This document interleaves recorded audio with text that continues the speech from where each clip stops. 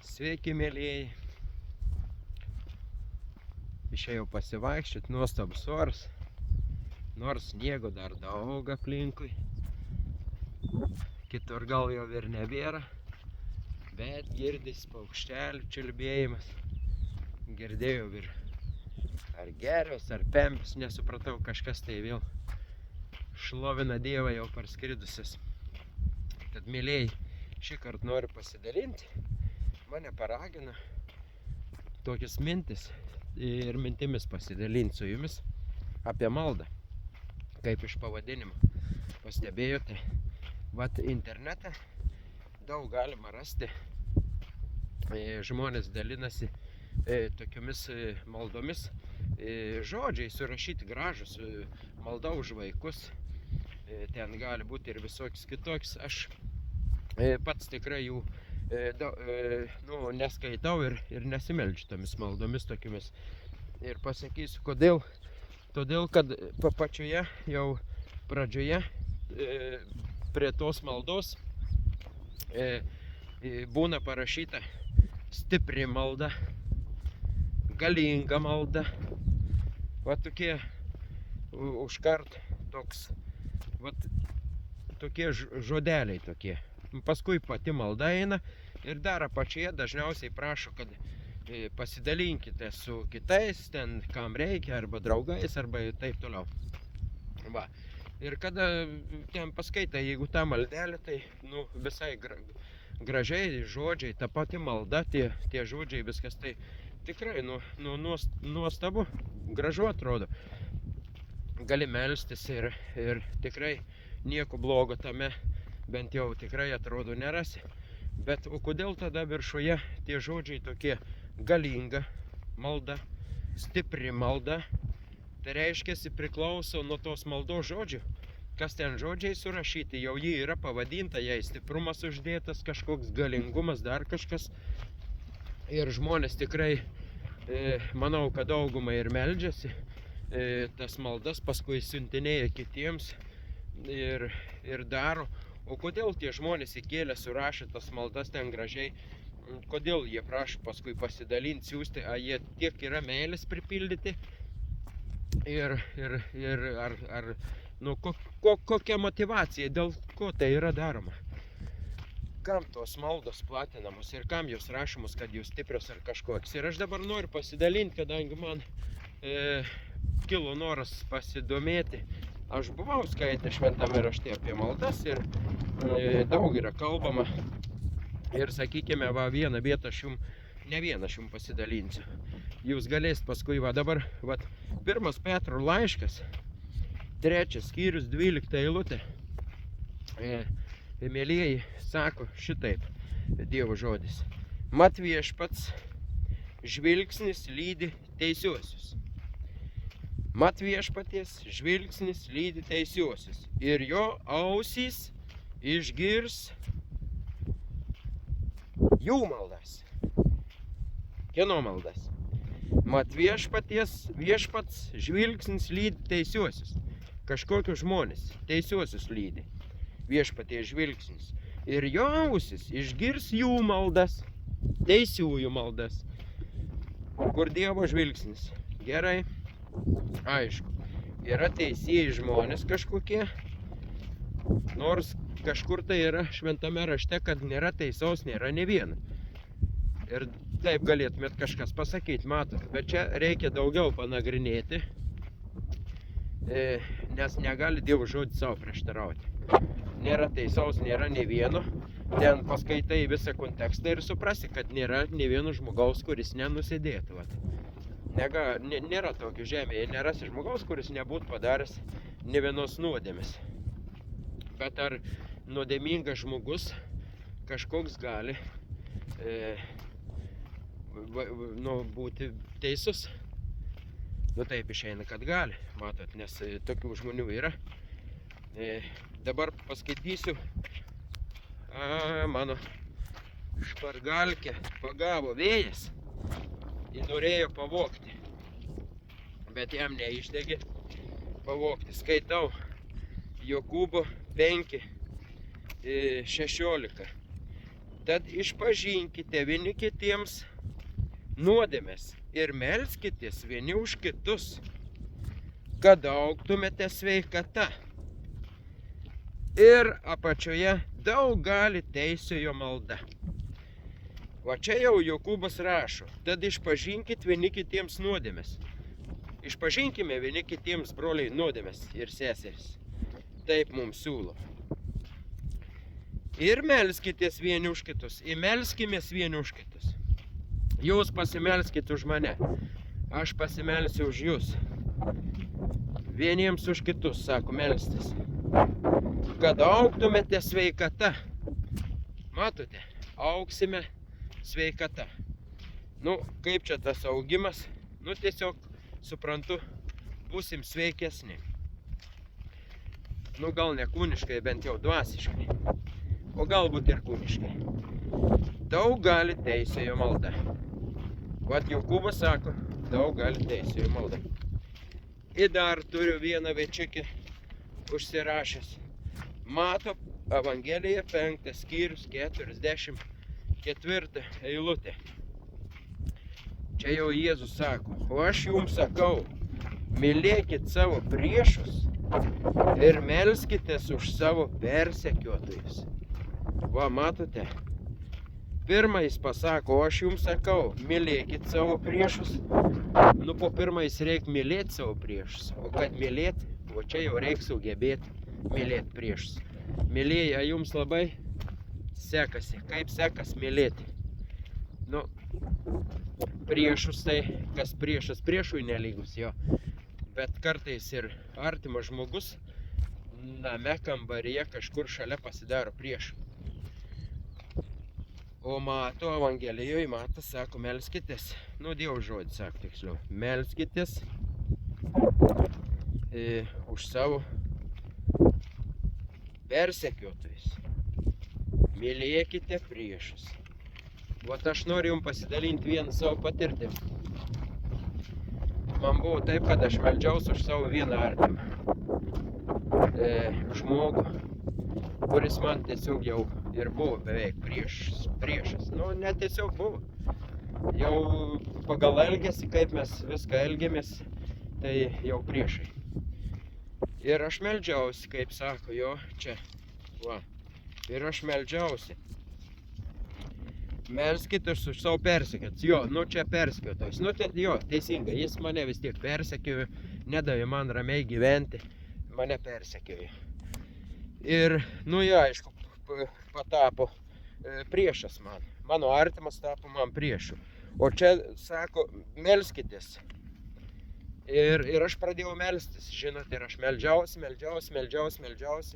Ir man nebebuvo jėgų melstis. Nieks nesikeitė. Ir aš pradėjau klausti Viešpatie Dieve, o kodėl tu neišklausai mano maldų? Juk aš žinau, kad tu gali viską išspręsti, padaryti. Kodėl tu uždarei ausis ir negirdi mano maldos? Ir aš šitai paklausęs, ramiai būnu ir man mintis atėjo tokios. O kodėl tu prašai? Dėl ko tu meldiesi? A negalvoji, kad tau čia savanaudiška malda yra? A tu jam gero linki tam savo artimui?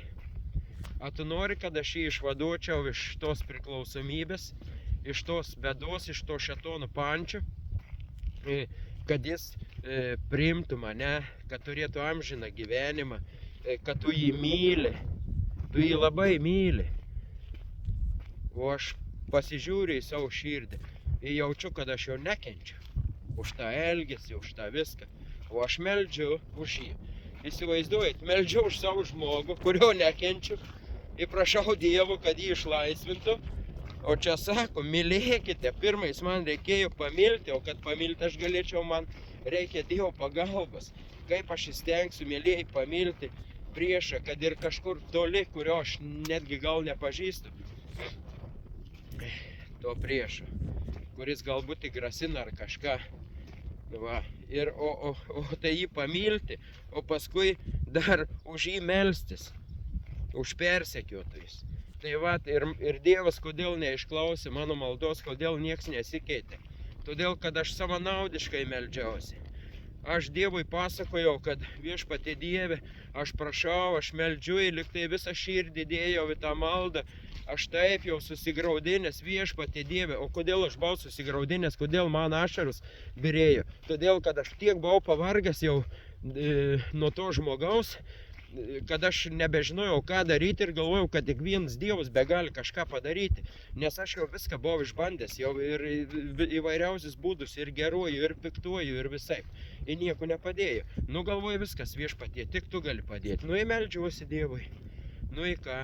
Į nieko. Į nieko gero. O kodėl nieko gero? A man reikėjo galingos kažkokios maldos, kaip ten internetas platina. Galingos, stiprios maldos.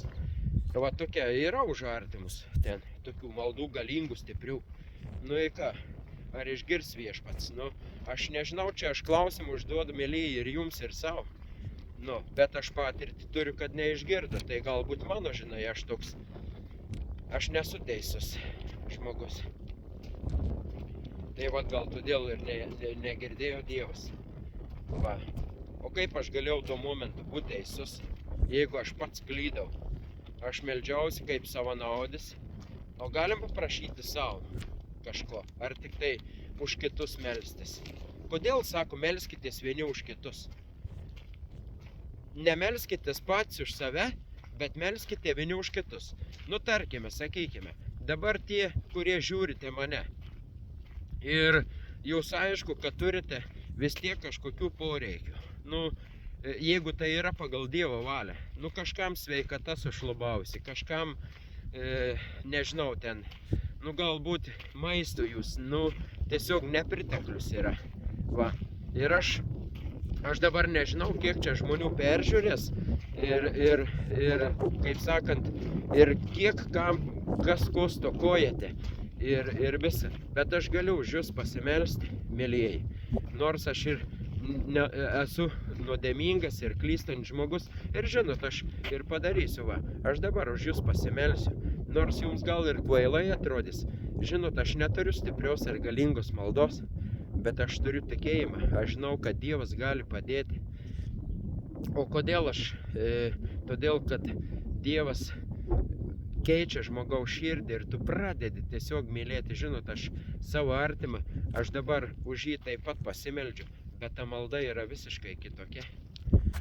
Ir aš meldžiu ne todėl, kad jis man trukdo. Aš sakau, Dieve, suteik man jėgų pakęsti, jeigu tai yra pagal tavo valią. Jeigu tu nori kažką išmokyti mane, keisti mano širdį ir ten ta bėda, kas yra mano artimajam, jam išganimo nauda bus, kaip sakant.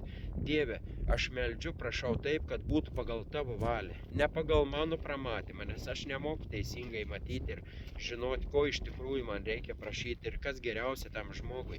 Aš dar esu savanaudis ir egoistas.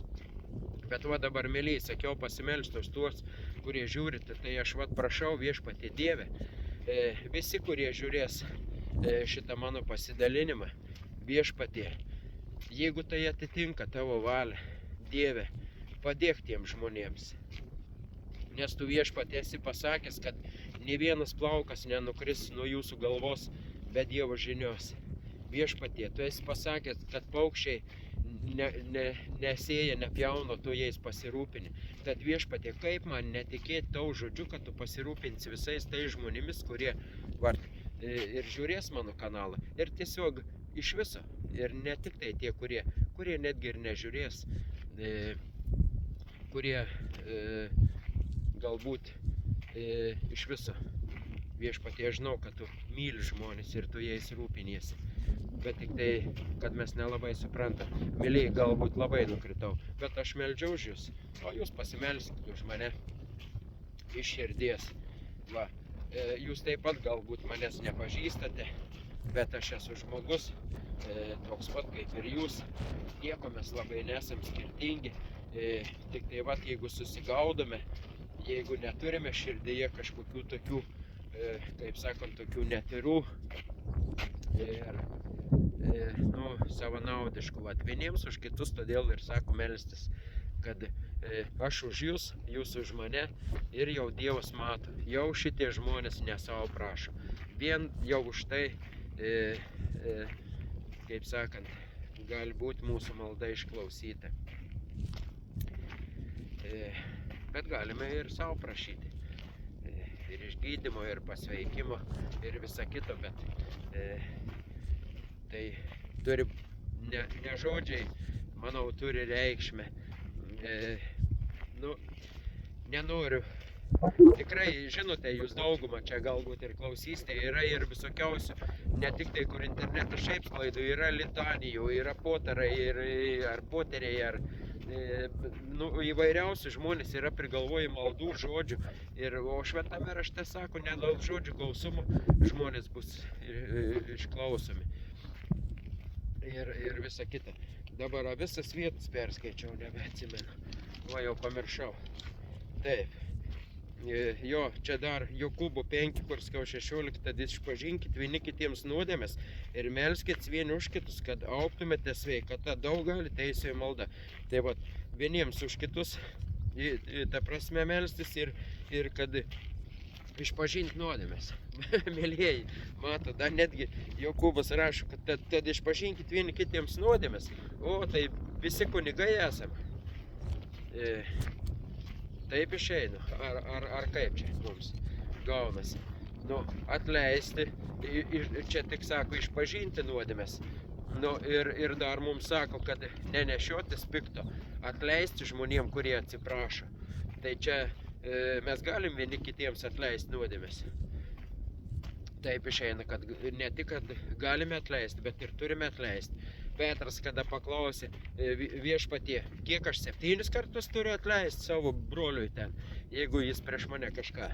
Sako, ne 7, o 7 kart po 77, rusų vertime, liktai va taip, ir lietuvių biški, liktai 70 kartų, nebeatsimenu gerai, biški, bet taip reiškia daug kartų, reiškia atleisti ir atleisti, jeigu atsiprašo. Tai ne skaičių reikšmė, neturi skaičių, kad būtent tiek kartų jau atleidau, dabar dar paskutiniai 2 kartai ir paskui jau viskas jau nebeatleisiu. Tai vat, atleidimas, malda, kokios maldos, vat, daug žmonės juk iš tikrųjų meldžiasi ir daug ko prašo, bet ar visados mes žinome, kokia yra Dievo valia, sakykime, to žmogaus atžvilgių, už kurį mes meldžiamės. Aš dažniau, mano patirtis tokia ir aš prašau viešpatį Dievę, aš nežinau, ką tu esi numatęs ir tu tikrai žinai geriausią kelią ir tu žinai geriausiai, ko tam žmogui reikia. Ir kada aš prašau netgi išgijimų žmogui nuo kažkokios ligos, žmogus vat prašo, jam tikrai skauda ir, sakykime, liga kažkokia viskas, kas labai trukdo maišo gyvenimui ir žmogus sako, pasimelskit už mane tiesiog. Bet aš prieš pradėdamas maldas sakau, viešpatie Dieve, žinau, aišku, kiekvienas žmogus nori būti sveiks ir aš noriu būti sveiks ir kiekvienas. Ir tu žinai, ką mes norim būti, nenorim sirgti, nenorim kankintis. Bet viešpatie, kodėl taip yra, kodėl Dievas daleidžia šėtono ten puolimą, persekiojimą ar dar kažką, bet jis neleidžia mūsų kankinti virš mūsų jėgų ir jis neleidžia mums tokių išbandymų patirti, kurių mes nepakeltume. Bet yra įvairiai žmonės ir gyvenimus atima savo, bet tai irgi neaišku. Čia kita tema, mėlyje, tai vat, biški, toli nuėjau pasivaikščioti, toli su savo kalbom nuėjau.